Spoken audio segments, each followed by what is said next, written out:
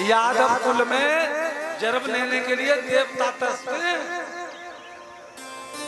हैं।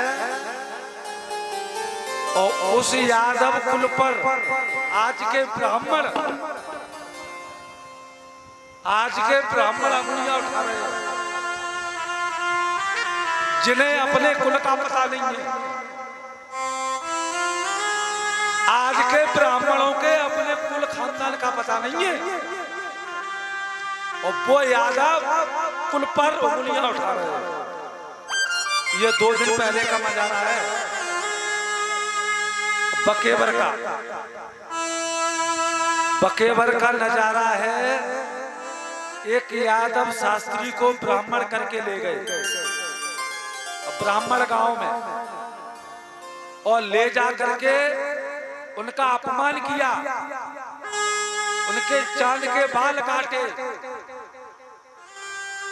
और उनसे पैर छुलवाए और नाक रगड़वाए। ये कृत्य ब्राह्मणों ने किया है। अरे किसी ब्राह्मण में बैठने की ताकत तो हो, बैठ के बात करे तब पता चलेगा ये तो कुल क्या है।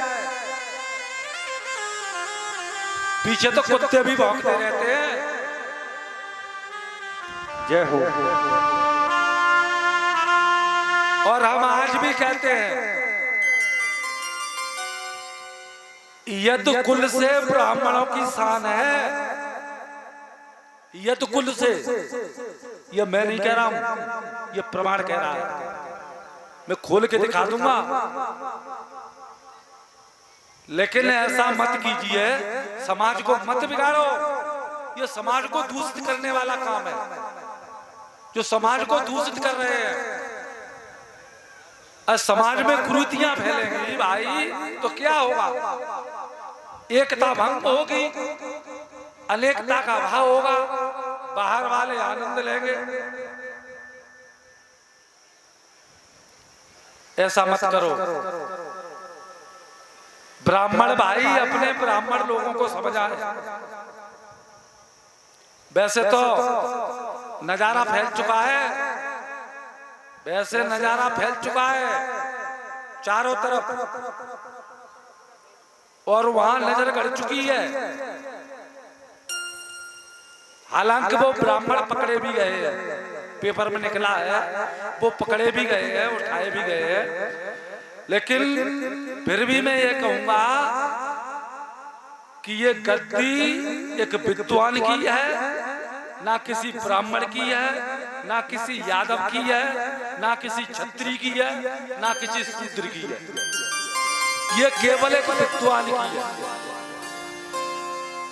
और विद्वान वही है जिसने वेदों का अध्ययन किया है, अपने गुरु की सेवा की है, वही विद्वान है।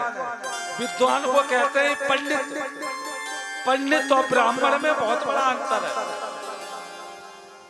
पंडित विद्वान होता है, ब्राह्मण ब्रह्म को जानने वाला होता है।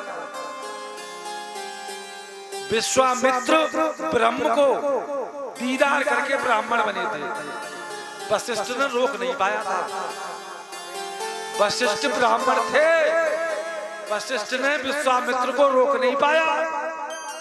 वो ब्राह्मण बने ब्रह्म को जान के। तो भाई कर्म कीजिए, ईर्ष्या मत कीजिए। ये तो भगवान की माया है। जो भगवान को बुलाएगा, भगवान का कर्म कांड करेगा, वो भगवान उसे अपनाएंगे। तुम बिना किए कर बिन कर्म करे बिदिनाना, बिन पग चले सुने बिन काना। अजगर करे न चाकरी और नौकर करे न काम, दास मलुका कह गए सबके दाता। आज का हाल ये हो रहा है।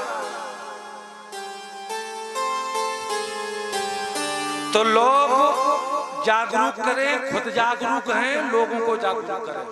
बोले गोविंद भगवान की जय हो। अब 2 लाइन का कीर्तन बोलते हैं, उसके बाद बड़ी अच्छी कथा आ रही है।